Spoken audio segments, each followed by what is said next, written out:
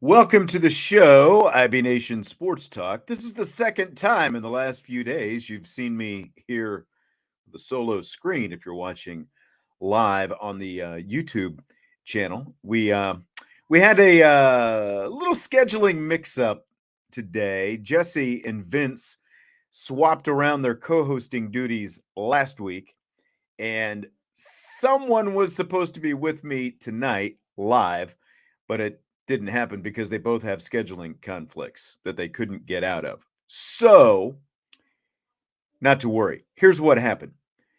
We're still going to have a full show tonight.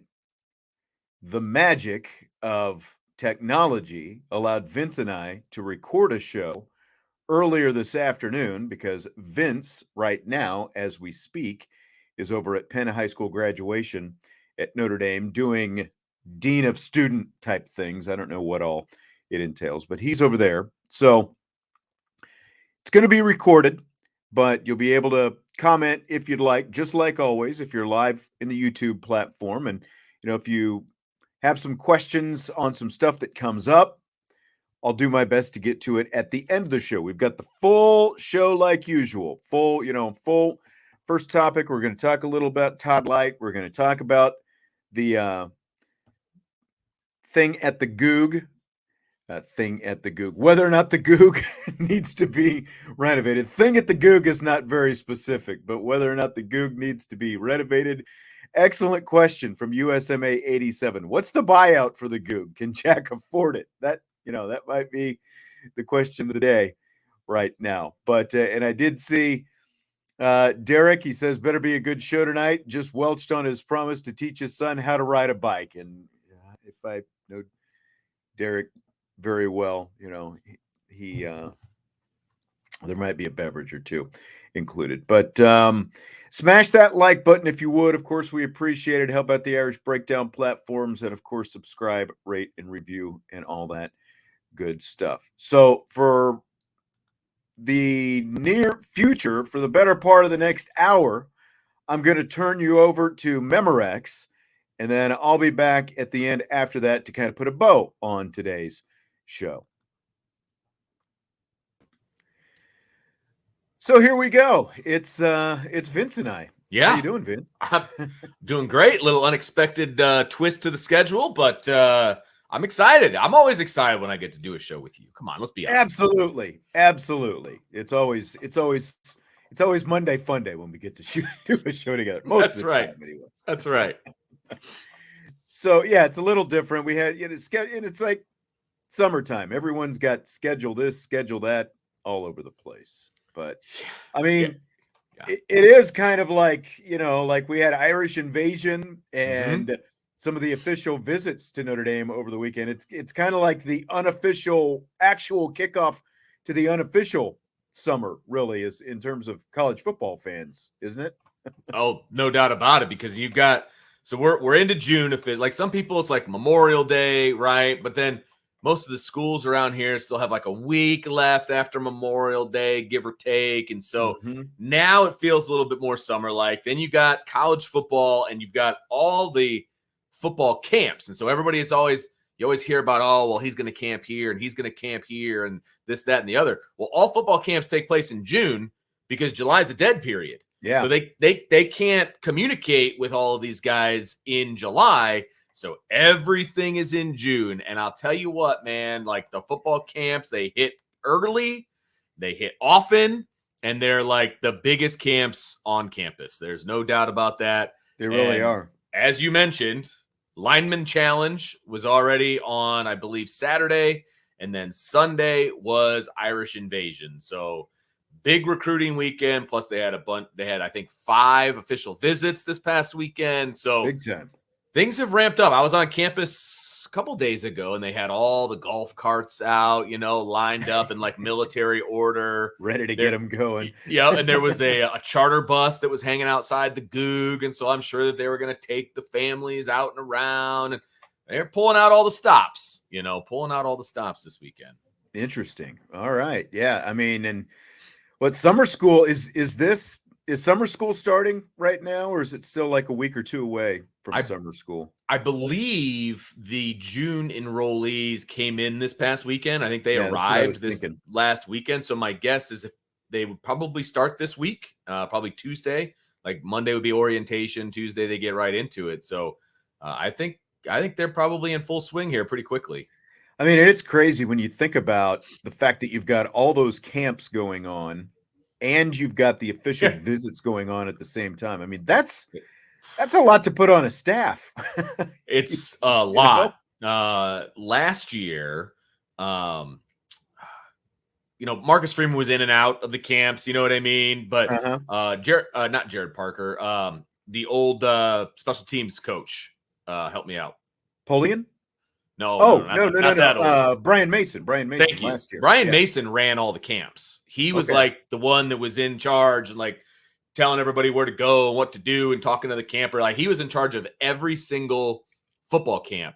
I'm interested to see who kind of takes that mantle this year. Who's going to be in charge and all of that. So it'll be interesting. I know they've got a middle school camp here starting up soon. So it seems like the job for like a lower mid-tier staffer and not someone actually on the coaching staff. But I don't know, kind of how they prioritize that. So assistant coaches are usually involved, but like when they get to the middle school, high school camps, it's like they bring in coaches from outside as well, and then the position coaches are kind of in charge of those positions, but then the other coaches actually do the coaching.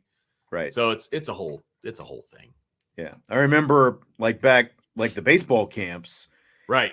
There's 3 full-time assistants, but the volunteer assistant is always the one who handles the camps because that's where he gets some extra money. Yeah, most of his money. Yes. Probably. Yeah. And so I mean it's a little different because you obviously don't have a volunteer on the football staff, but you do have, like I said, kind of lower tier guys. So and well, for baseball specifically, because I was involved in high school baseball around here, and as were you, it's a bunch of high school coaches from the area that run that camp as well, or not run it, but you know what I mean. They're doing the work, the counselors. Yeah, right. So I know there's a bunch of head coaches, a bunch of assistant coaches that are all out there. So so and that's typical for all the sports. They bring in outside coaches because that's where, not to really go down the rabbit hole here, but in case people don't understand, the lower level coaches are at the lower level schools like the MAC or whatever, or even lower, they'll send their coaches to these camps because they got the big name. It gets the kids in, but like 1%, 2%, 3% of the kids that are actually camping at Notre Dame are Notre Dame recruits. You can get your eyes on some other guys, who are probably more suited for those and levels. That's where you get your recruits is from. Like Brian used to tell me all the time, he would go to bigger schools camps and be the counselor, and then that's where he would find certain guys to recruit to his school. So makes sense. Yeah, makes a lot of sense. A lot of sense. Saw real quickly Todd Lyght on the ballot for the College Football Hall of Fame, and one of 78 players on the ballot. This showed up in the release Notre Dame did. Todd Lyght holds a unique distinction, Notre Dame football, the only former Irish player to start on a national championship team. Of course, he started for the 88 national championship team, earned unanimous All-American honors, was selected in the first round of the NFL draft, and also started on a Super Bowl winning team. Oh, and also earned All-Pro honors in the NFL. Only former Notre Dame player to hold that distinction, to nail all of those different things. It's pretty cool. I don't see how he's not in the College Football Hall of Fame already. I know. He was a two-time consensus All-American, 3-year starter, 2-time consensus All-American. It's the College Football Hall of Fame, just their whole process has always baffled me. This guy hasn't played in more than 30 years. He was a 2-time consensus All-American, and just look at what I just rattled off there. A national champion, first round NFL draft pick, Number and 5 also won a overall. Super Bowl. Yeah. Number 5 overall. Like that. All that, and he's just now getting on the ballot for the College Football Hall of Fame. Right. I don't get it. I don't get how they have looked past him. And it's not like he wasn't, he was coaching at Notre Dame at a high-level institution. It's not like he just like wandered off into the distance and nobody knew who Todd Lyght was. You know what I mean? Like he's been around. He's been relevant. I believe he's big in the business world now, doing that whole thing. And so, like, how is this possible? I mean, there are people in the College Football Hall of Fame whose stats and accomplishments don't hold a candle to Todd Lyght. If he doesn't get in this time around, and I don't know, and I'll be the first one to admit, I don't know if he's ever been on the ballot before, but if he hasn't, that's ridiculous, number one.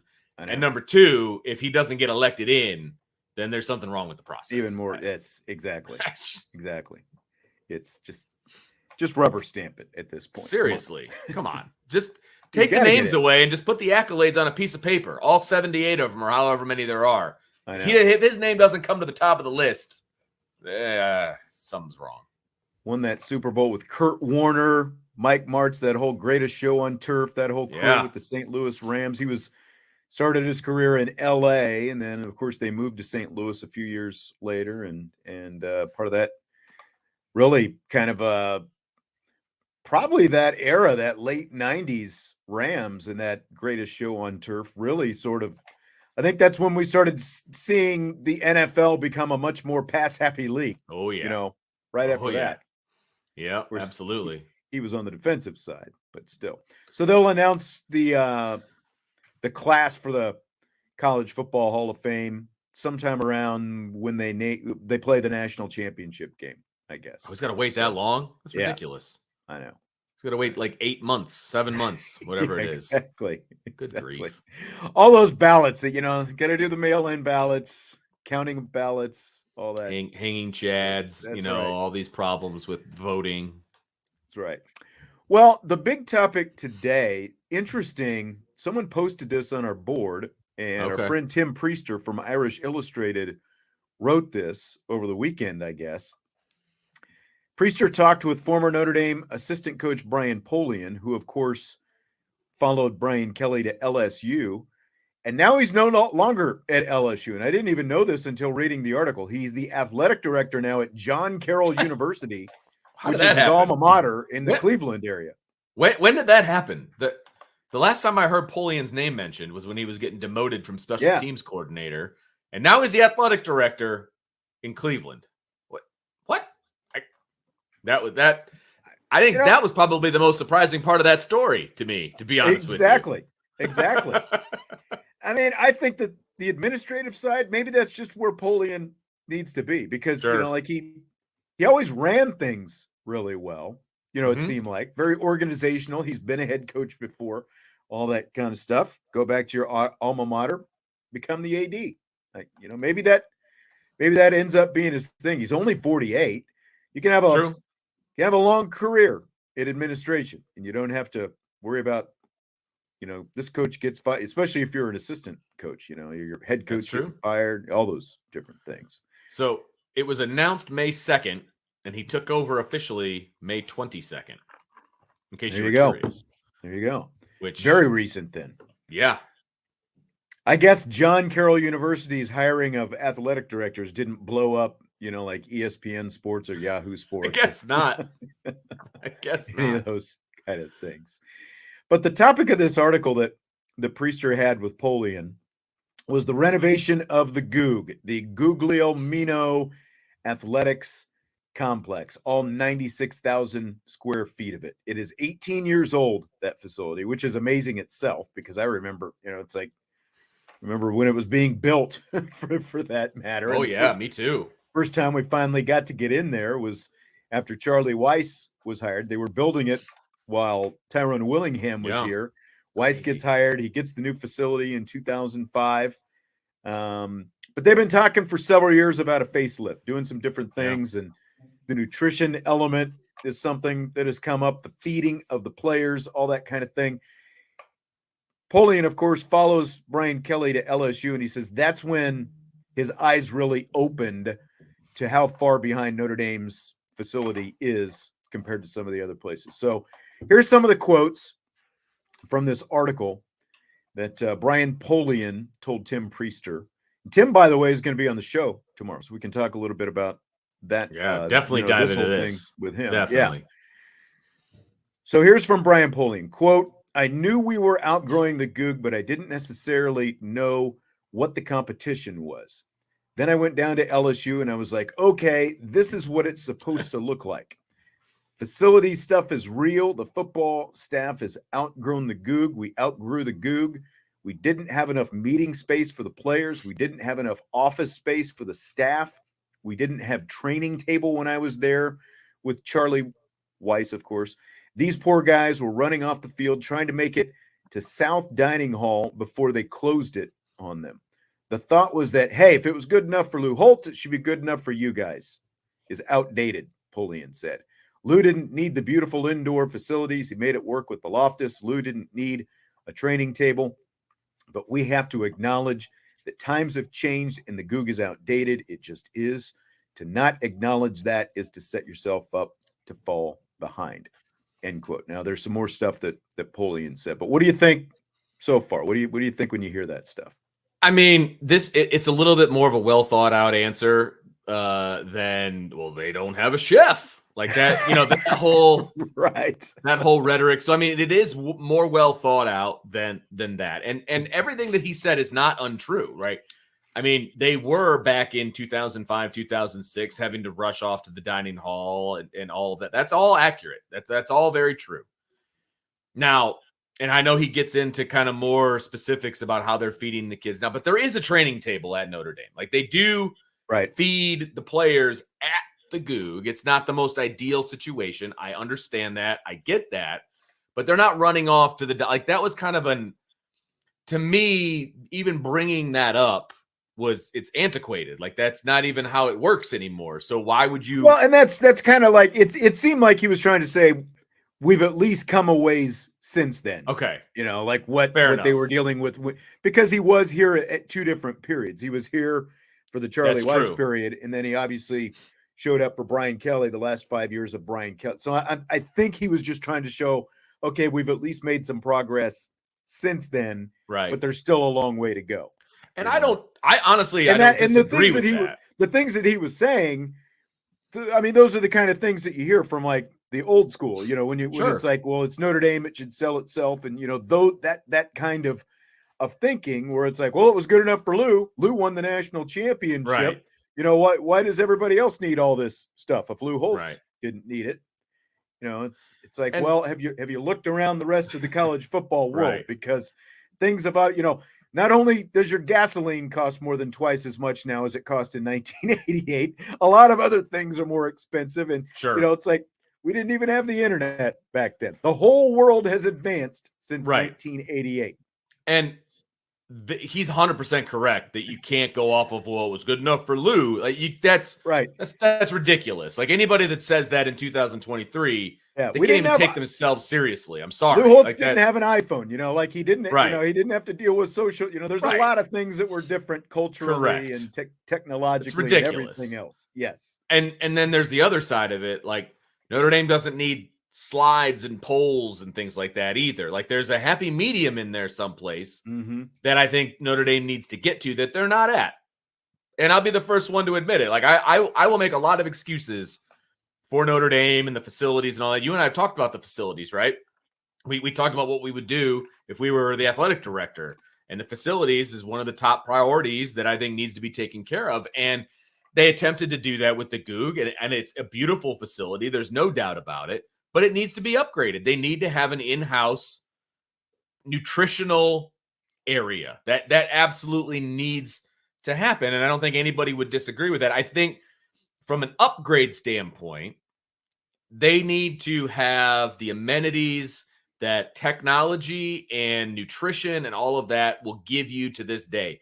They don't necessarily need everything to be backlit, and they don't need to have a lot of the visual bells and whistles. I don't even care about that. But if they're giving the student athletes what they need for their bodies and minds, so like study areas, nutrition, all of that, like a little kitchen, a dining area, they're giving them all of that. I think that is where Notre Dame needs to step up. They do. Yeah, and like what's more important, like having a defined specific space for the eating of the food, or things like like the study portion, like giving them a Right. place over there to do that kind of stuff, versus the office space that he's talking, because again, like if you go back, Lou Holtz, I'm gonna guess, like Bob Davie and Charlie Weiss and Tyrone Willingham, when Lou was here, I'm guessing his office was inside the Joyce Center, where Oh yeah. because that's where Bob Davie and Willingham and Weiss's office, like Well, all it's that was where different. it's where men's basketball used to be. That Yeah, used to be the exactly. football office. Exactly. And men's Yeah. basketball used to be where women's basketball Right. was, Yes. and women's basketball was tucked in a little hallway, Right. like Right. it literally tucked in the hallway, Mhm. down a much smaller space. So everything has at least advanced since then. But you've also, we're at a place in college football specifically where these staffs are growing, where you've got all these Right. analysts and, extra guys. And who didn't they've used even to be added around. coaches. They've added an assistant coach since Yeah. then. They went from 9 to 10. I realize that's one office, but still they've added an assistant coach since that place has been built, Mhm. And so, yeah, I mean, the staff has outgrown that building. Like it doesn't just need a facelift. They need more square footage. And that's what I was going to say. I don't know where you put most of this stuff that they're talking about, Right. just based on what the building looks like right now. That, like a lot of it have been to different parts of it, but not the whole thing. Like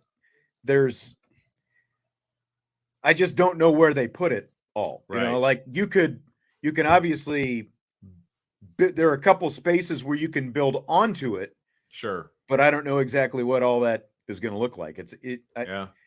Like you're kind of alluding to, you need a major addition to that thing. I think if you're going to accomplish what they're talking about needs to be accomplished. And the only thing I can think of, without knowing 100% what the facility is like on the inside, and I've been in there, I've walked, because all the coaches' offices are on the second floor, kind of on the, let's see, get my directions right, the east side on the second floor. I think those are where most of the coaches' offices are. Obviously, the head coach's office is in the southwest corner. The only place to build on, because you can't build on to the west, to the east, excuse me, because it's connected to the Loftus Center. Like you are Correct. You're stuck over there. So the only thing I can even think of is you've got the weight room in the northwest corner. You're not really going to add on to that. So really, you've got the southwest corner. So you can go out towards the road and you can come out towards the new indoor facility, because there's a lot of grass and stuff there. So you could there is add on to that corner there. You know what I mean? Like that's the only way I can think of. I'm not an engineer or an architect, but other than that, you're kind of hamstrung by where the building is. Basic geography. Yeah. Exactly. So it's going to be tough. It can be done. You can build it all the way out to the road, and you're going to get plenty of new space, and then they can update, obviously, the stuff that's already there. I had heard, God, this has been years now, Sean, but I had heard that they were going to have an overpass over the road that goes into the indoor facility, and all, so that the players wouldn't have to cross the road. Like a walking bridge kind of thing. Yeah, like a walking bridge. I hadn't heard that. The only place to put that is on the balcony of the head coach's office, based on where everything is, right? So, I don't know what their plan is. I know that they've shown the plans to recruits, but I've heard that for years.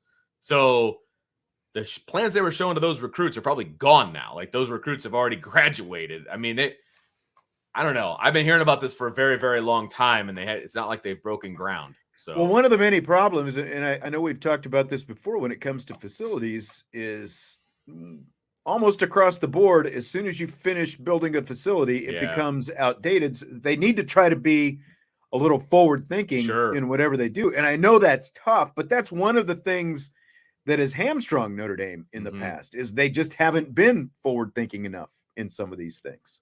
Absolutely. And you have to be able to retrofit. You got to build in a way that you can retrofit and update without major, leave yourself some leeway kind of thing. Yeah, exactly. Like being able to upgrade the technology and have space in the trainer's room for, I don't know, the bod pods and like different things that you can do. Like you've got to be able to think, ahead and tour some facilities and see what they've got. Like, I don't know. Do they have like a pool in there for like hydrotherapy and all that? I don't think so, but I don't know that for sure. I've been in there. I can't remember. I know they have a nice big training room. They got a big locker room in there. Right. They've got that's all on the first floor, and then the coaches' offices and stuff are on the second floor. But it needs a lot. It does need a lot, and they're absolutely right about that. I mean, Polian is right. I'm a little surprised that he's like the source for this article. Well, I guess he's not wrong.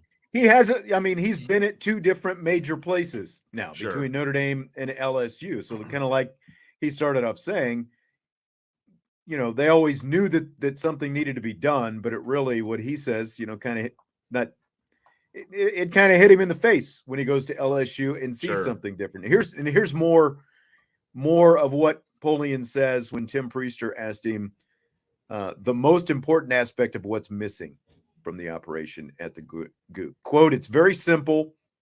When Notre Dame feeds the football team, they clear out the recruiting lounge," Polian said. "They literally move the furniture, set up tables and folding chairs, and food that is prepared somewhere else on campus is brought over to the Goog. It's elevated up or carried up the stairs. The staff and the nutritionists do the best job they can. The juxtaposition is LSU, where there's a dedicated 2-story dining facility that serves every student athlete on campus. It's connected to the football building.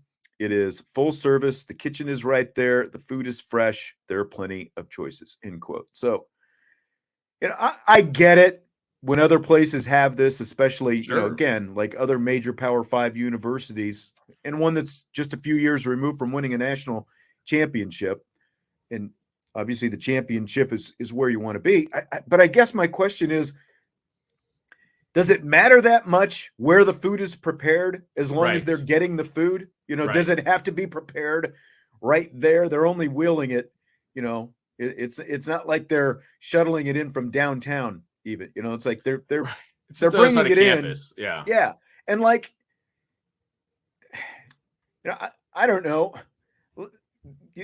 They've got, like the indoor football facility, like if you needed to, couldn't you just set up a bunch of tables and chairs? I don't know. What does the priority need to be? Like what do you think about all this? Well, and I don't even, to me, it's not even about the where the food is prepared. Like, I don't see why that's such a big deal, because to the football players, they show up, the food's there, they eat it. Like, they get free food every day. I don't see the issue with that, to be perfectly honest with you. The pain in the butt part of it is for the people that are preparing the food and putting it on a truck and trucking it over and carrying it up to the. They're the one that's most positioned in this whole thing. That has nothing to do with the players. That has to do with the support staff. If I was a support staff member, you're gosh darn right I'd want a kitchen at the Goog so we could just prepare it and have it there. I mean, that makes perfect sense. So I don't really see the difference from a player standpoint. Now, would there be more options if they prepared it on site? Maybe. The bigger issue for me from a player standpoint is having a dedicated place to actually eat the food. Like eating it in the lounge on folding chairs. And I mean, that's a little, for lack of a better term, a little ghetto. Like you can have a dedicated space for that, and I would be fine. So you're saying you definitely think they need like some kind of dedicated, like cafeteria area, something along those lines. Exactly. But again, which, like if I'm going to use technology as an example, like a few years ago, I toured Twitter out in San Francisco. My sister lived out there, and she knew somebody who worked there. We got the full tour. I'm sure it looks different now, based on the downsizing that they've done, but like they had like full areas, and like balconies where you could go sit outside, for lunch and eat. And there was always food being served in there. And, Twitter is not alone in this. Like all the tech, Google, Facebook, all these tech companies are doing this where they try to accommodate. I mean, quite honestly, it's like they do it to keep their workers there, to try to improve the efficiency that they have, to keep them from going home or, going out and then coming back, lost time and all that stuff. But they make it very accommodable, like the accommodations are very easy for these people, cafeteria style eating, always something going, it's like, so like if you're going to borrow from, like the tech side, there are blueprints there for how corporations are doing this. Absolutely. Just to piggyback off of what you said, my brother-in-law lives out in San Francisco and he works in the tech industry. He's an engineer out there, and he never leaves the office when he goes in because they feed him breakfast, lunch, and dinner. There you go. Like, exactly. There's something to be said for that. Like, come on, I get it. If I knew I was going to get free food every day, like that'd be awesome. That would be great. It would definitely be a perk that I would want. And you're right. You're absolutely right. But they need like a dedicated area. Like there's nowhere to put that over there right now. You would need to build on or repurpose an area to be that area. There's just, I can't even think of anything that I would want to repurpose that's in that building that would qualify to be that area. They need to add on somewhere. That's what I was going to say. I think it's what you're saying, like that southwest and southeast corner of the building where that area there across the street from the Irish Athletic Center where the grass is. Right. You're just going to have to lose some grass and maybe even the sidewalk there. I don't, depending on how far out you can go. And that makes the most sense. And you could do it 2 stories up. And, so that's like, that's the area. You could probably even go 3 stories up if you want. If you think about that, the grass area to the south of the building and the grassy area to the west of the building, like there's a lot of space there. Yeah, there is. Now that you think about it, there is grass in front of the building there too. You could add on this side and then the other side, and you could, and especially if you go 2 stories up, like you could add a lot more square footage to that building very, very easily and still make it aesthetically pleasing as well. Now that's what the architects and the engineers get paid for. But you could, I mean, there's ways to do it that I think they could do it well. And then you take the part that's already there, the part that already exists, and you kind of gut it, give it a facelift, make it nicer. They've addressed this with the football team because one of the things that held the football team back from doing this, I think, earlier is the integration that and the Notre Dame experience, that part of thing where they don't just want football players to be football players, they want them interacting and, rooming when they're still on campus with people who aren't football players, that kind of thing. So if you, again, like going back to this LSU model that Polian was talking about, where you've got, this basically a dining facility attached to the football office, and all the student athletes from all the sports are coming there to eat. Like how do you weigh that? The Notre Dame experience and the value of interacting versus going, full-fledged with some kind of facility like that, where you're taking away that part of the interaction with the rest of the student body. Yeah, you don't want to make it a place that these guys are never going to leave. I mean, I think that's the goal. You want to make it nice. You want to make it, appealing to these guys, but you don't want to make it a place where they wake up in the morning and they just want to go to the Goog and stay there until they go to bed at night. Like that's what they want to avoid. And I think that's what other universities, and we'll just say LSU, for example, they want their guys in the building all the time. That's why they've got sleep pods and they've got all these different things, because they want the guys in the building all the time. That's not what Notre Dame wants. And I get that. I support that. But there's still things that you can do that are going to make it better than it is right now. No doubt about that. I agree. I think at the very least, like, would you prioritize the cooking of the food, like having an actual kitchen there where you're cooking the food in the facility?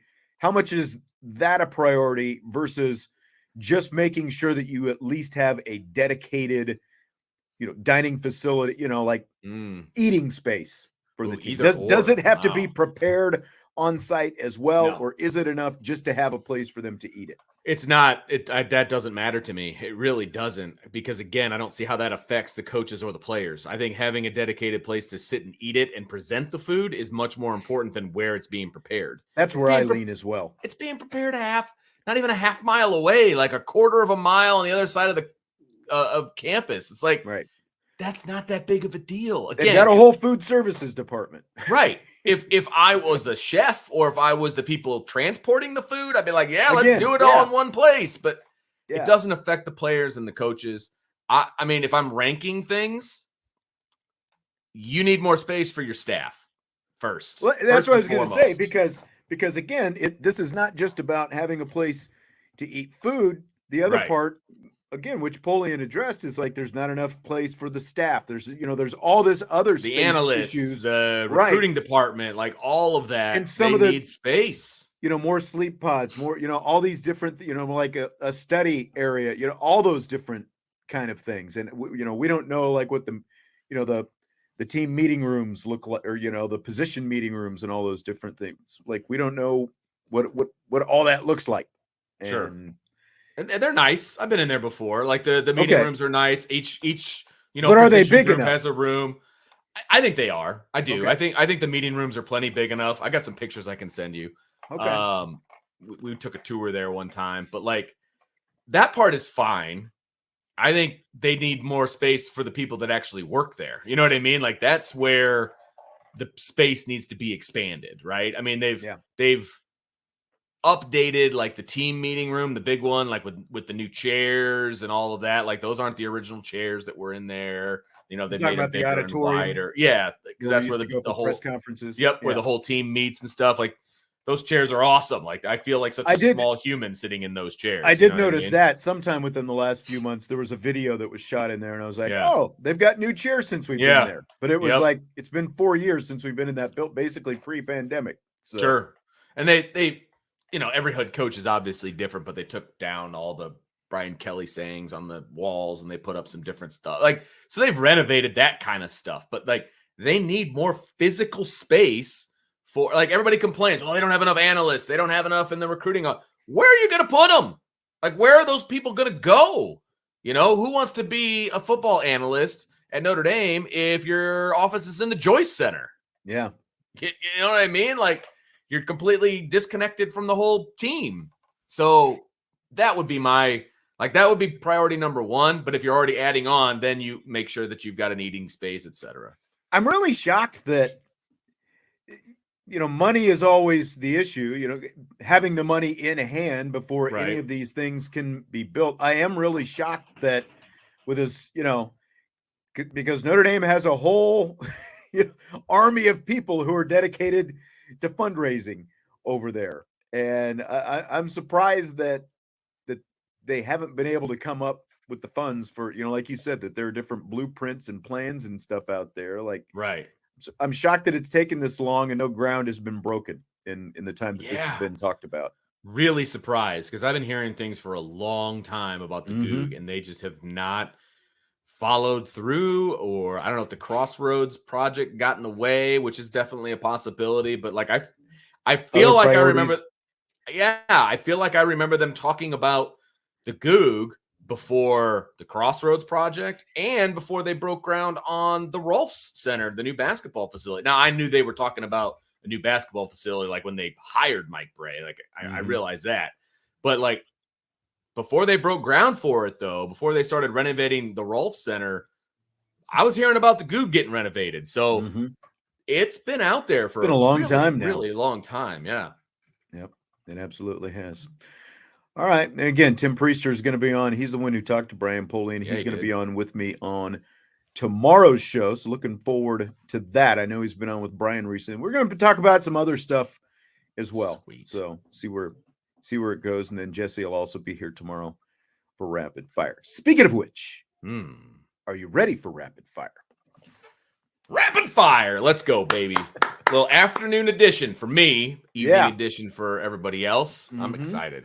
All right. So Lindy's has Sam Hartman among its preseason Heisman Trophy candidates. My question is, a win over Ohio State a must if Hartman is going to win the Heisman? Got my Lindy's right here. Just got it yesterday.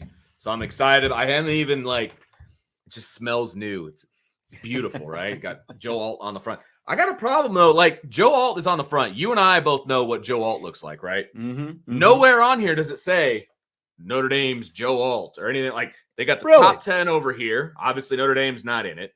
Nowhere does it say anything about Joe Alt.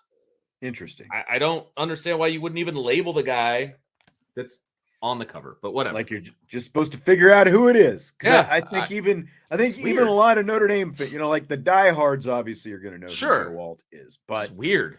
A lot of casuals aren't going to necessarily know. They're going to know he's from Notre Dame, but they're going to go, "Who is that guy?" Just weird. I don't know. I don't understand it, but that's okay. I don't have to. So. Yes, you are absolutely right. He is a Heisman not favorite, but he's on the list, right? And he's a candidate. Yeah, he's a candidate. And I think the Ohio State game is early enough in the season where I feel like if his candidacy is going to have legs, then I think he needs to win that game. I do. He can't lose momentum as a Heisman candidate. You have to, if there's always going to be somebody that's going to come out of nowhere, right? They get a big win at some point. All of a sudden you start talking about them and then they gain momentum. Rarely do you hear about somebody who is in the conversation. They lose a big game and then they get back into the conversation. That doesn't happen that often. So I feel like his Heisman candidacy is great in the preseason, but he's going to have to back it up on the field. And that's the first big prime time opportunity for Sam Hartman to show people what he's got. It's at home. It's at night. It's against Ohio State. Most likely going to be 4-0 going into that game. This is we're going to be in the thick of college football at that point. I think he's got to win that game if he's going to be in the conversation. I really do. He definitely needs a springboard moment to really get him into that conversation, because as for all the accolades that he has in his career coming from Wake Forest, he's never been that kind of conversation before. I think at the very least, because if you look at Caleb Williams last year, they lost twice in the regular season. So in Utah, obviously, was one of those games. He lost twice.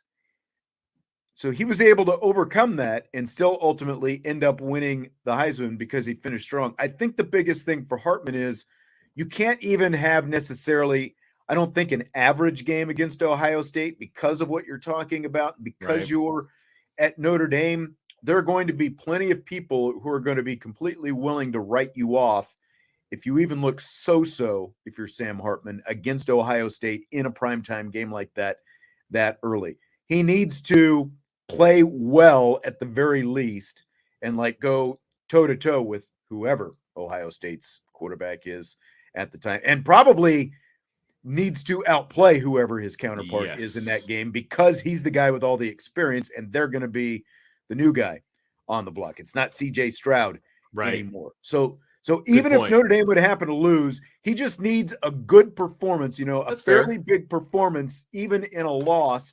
And I think he'll be able to overcome it because of the fact that you have USC in October and then Clemson in November. I think Clemson ends up being the must-win game, but those Ohio State and USC are the potential, online springboards to get him into that position. But he can't, he definitely can't play bad and they lose. He needs to play well. He needs to play well at the very least. I feel like in the Ohio State matchup, he needs to be the quarterback people are talking about in a good way after that game. Yeah. Right? Whether they win or lose, he needs to be the quarterback people are talking about. Notre Dame is different now because of, and they have Sam Hartman, but because of Sam Hartman, that's going to get the whole ball rolling, really. And then I also feel like he needs to win 2 out of the 3 of those big-time matchups to be in the conversation. And he's gonna, and if USC happens to be the one that he loses, it needs to be a neck and neck situation with Caleb Williams, because that's a shootout type situation. Yes, because that's the only big time quarterback matchup on the roster, or on the schedule, in my opinion, right? you can make a case for some other guys, but that's the big one. He's the reigning Heisman Trophy winner, right? So it's going to have to be somewhat of a shootout situation. He's going to have to play one of his best games, again, at home, at night, big time. Everybody's going to be watching, paint your fingernails, the whole thing, right? So people are going to have to pay attention. He's going to have a great game there, but he's going to have to win 2 out of the 3 of those big matchups, I think, to get an invite at the end of the season. I concur. So after helping Notre Dame lacrosse win the national championship last week, Pat Kavanaugh went on the Pat McAfee show and said that he's thought about walking on the football team as a safety. What do you think about that idea? Well, he's got no hamstring, so that's going to be a bit of a problem. First negative, safety with no hamstring. Yeah. That's going to be a problem. Now, let's pretend that he's got a fully healthy hamstring, okay? Why not? Like, what does Notre Dame have to lose by giving him a walk-on spot? Yeah. Nothing. And Zero. He's clearly not afraid to hit somebody. He's clearly an athlete, right? I have not studied Pat Kavanaugh from a physical standpoint to know if he's big enough, strong enough, or whatever to play safety at the D1 level. I don't know. I don't know what his background in football is. It's not just about being a story. You know what I mean? Like, not everybody in one sport can play another sport. That's not how it works. But if he's got some background to him and he understands the sport and he understands safety and all of that, why not? Give him a shot. What's the worst thing that could possibly happen? He's standing on the sidelines cheering on the team, and he's a good storyline. Like, That's exactly it. He'll be the most requested walk-on going into the season. That's for sure. But like you said, be nice if it's more than a story. But yeah, I mean, if it works out, like worst case, not worst case, but maybe he ends up being, like a kamikaze, put him out there on kick coverage, that kind of stuff, or punt coverage, that kind of thing. You're always looking for guys who could do something on special teams. Those lacrosse guys have a different mentality. I think we all know that, and like you said, the fact that he can even play without a hamstring, I think kind of shows that mentality. So I think it would be great, whether or not he actually turns into a safety, if he could. They obviously need some help there at the position. It's still a little bit thin, even though it's getting better, but why not give it a go? See if it happens. What the heck? I'm looking at his bio right now, and he played soccer, hockey, and lacrosse. So I don't think he ever even played high school football. And again, I could be wrong here, but in his bio on Notre Dame's website, it says that he lettered in soccer, hockey and lacrosse. So okay, if you have no background whatsoever, I think it'd be a little bit more difficult. Now you're right. He could be a gunner. Yeah. Use your speed, go tackle somebody. Like, you don't but safety's a different animal because there's a lot of mental that has to go into it. And I'm not in any way saying that he's not a smart guy, but you got to really understand the game, know what you're looking at, and to have no background whatsoever, I feel like that could be difficult.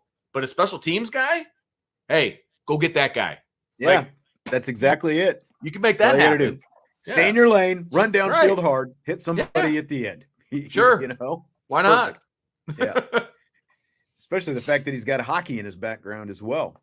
That doesn't surprise me. The way he kind of hits and does some things, like lacrosse and hockey are pretty similar, in that regard. You know what I mean? So that doesn't surprise me in any way. So fill in the blank. It's blank that Notre Dame had barber Julio Cuts set up shop at Notre Dame to cut hair during official visits this weekend.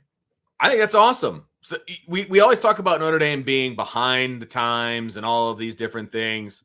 That's not behind the times, man. Like, that is next level thinking by the recruiting staff. And, hey, I got my hair cut by, Marcus Freeman's personal barber, that whole, say what you want. Marcus Freeman's a cool guy. And everybody in the chat wants Marcus Freeman's wardrobe. And I guarantee you that most people would be like, if they had an opportunity to get their hair cut by Marcus Freeman's barber, they're going to do that too. I know. I think it's cool.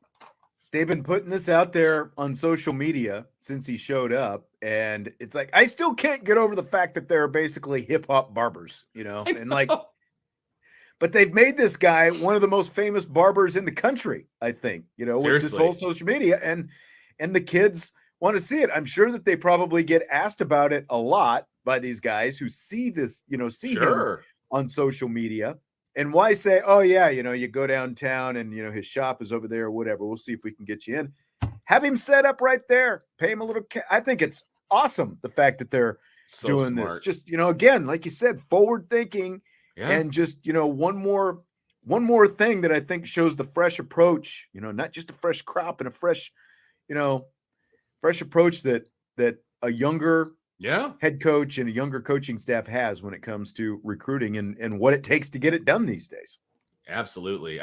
Like you said, it is a, not to make puns or whatever, but you're absolutely right. It's a fresh take on recruiting because a lot of things are going to be equal when these guys are going to different places. Right. And I know that some of these places have barbers and all of those different things, but they don't have this barber. They don't have Marcus Freeman's personal barber, right? That's different. It's a step above. There you go. Because correct me if I'm wrong, wasn't he? Remember when they did that? We got him. When it was the recruiting videos that they did 2 years ago. That's where he first started showing up, right? Was in that whole thing. Mm-hmm. Yeah, that's when he got kind of it's kind of blew up for lack of a better term, right? Yeah. And look, I'll just put it out there now. If you're going to add on to the Goog, they better give him a room where he can come in a couple times a week. Perfect. Freshen everybody up. I mean, that's actually an awesome idea. Give him his own shop inside the Goog. It doesn't even have to be that big. Like he shows up, like every Tuesday during a certain set of hour or Monday, whatever day it happens to be. Yeah. Yeah. He's always there. Sorry. That just makes too much sense. It does.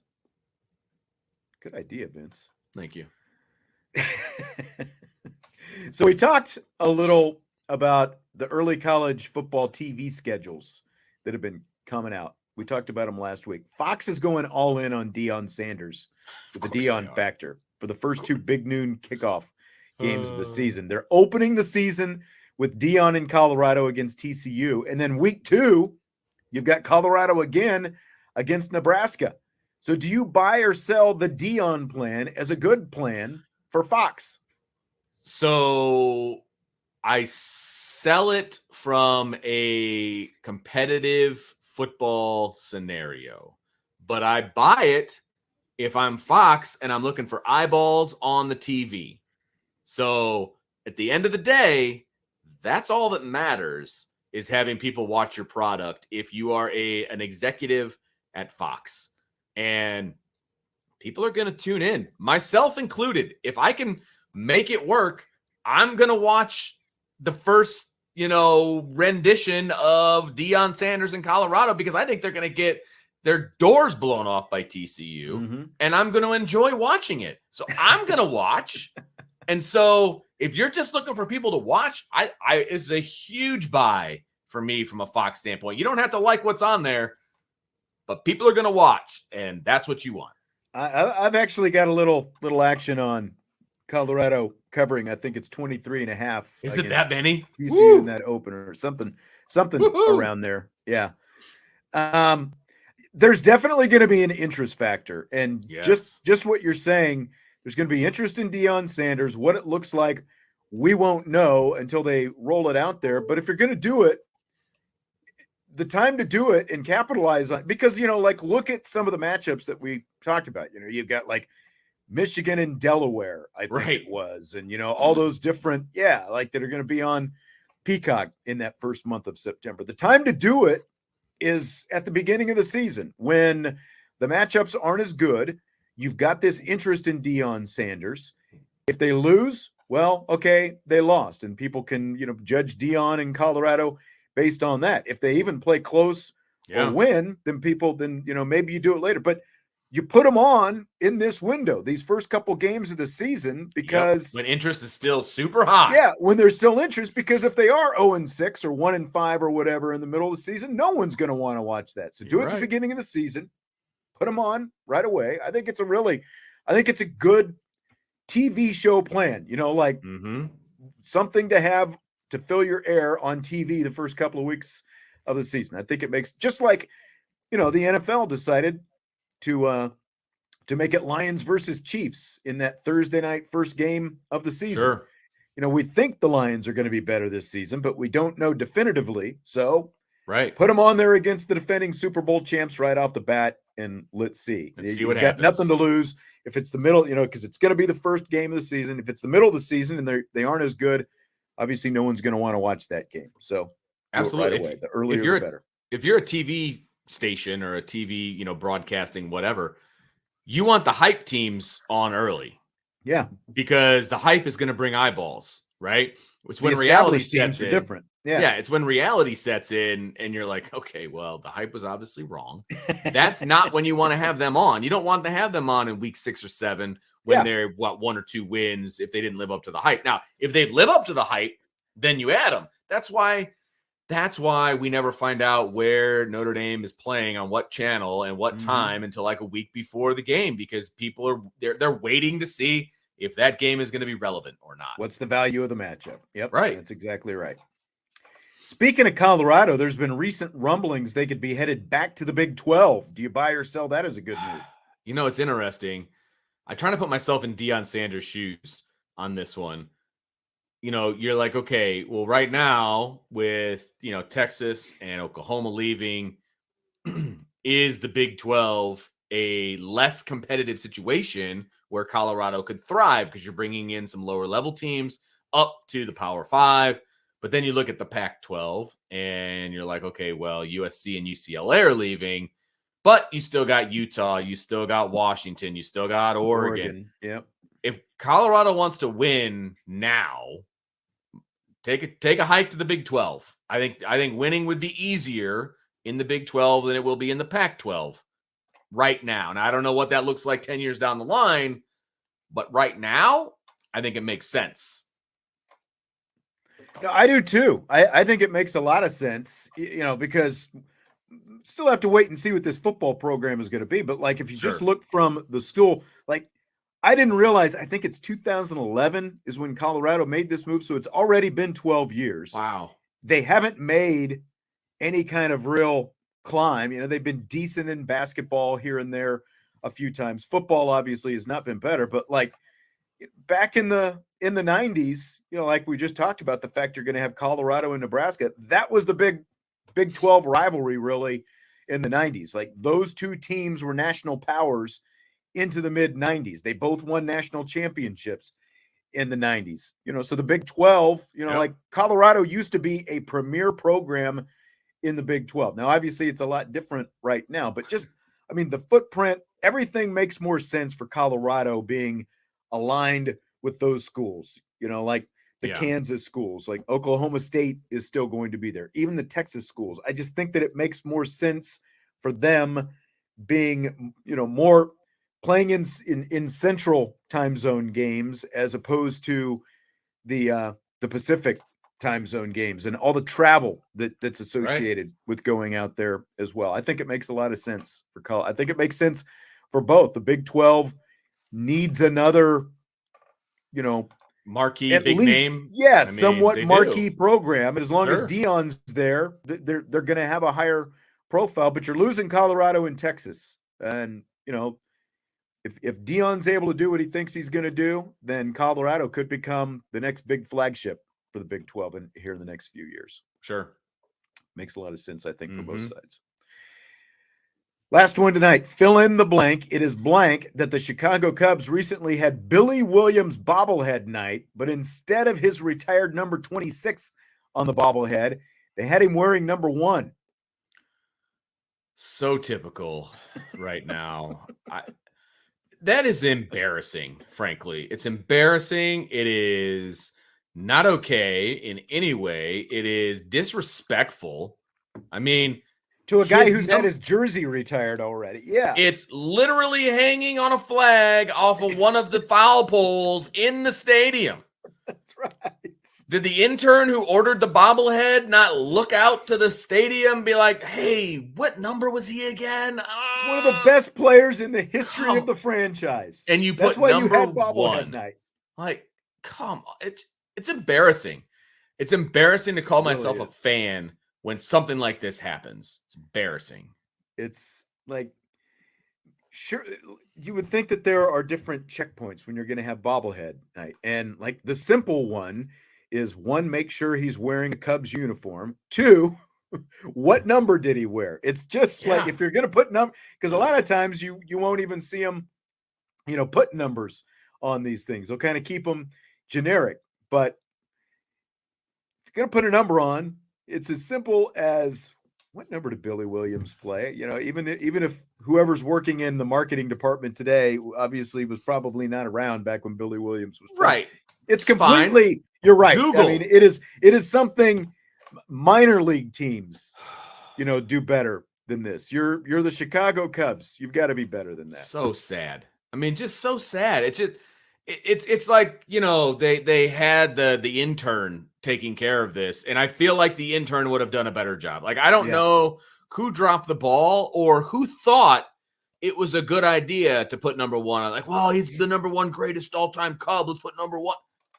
No, that's so stupid. Why? No, you put his number on the back. I guess they're going to redo it again next year. They apologize. They're going to do it again next year. So they're just admitting that they're stupid.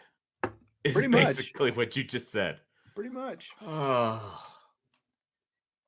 I don't think there's any way around it. I mean, no, you're right. You're right. Sometimes you just got to fall on the sword of stupidity. Yeah, I mean, when everyone else realizes, hey, Billy Williams didn't wear number 1, he wore number 26. They've got to eat it a little bit and admit it.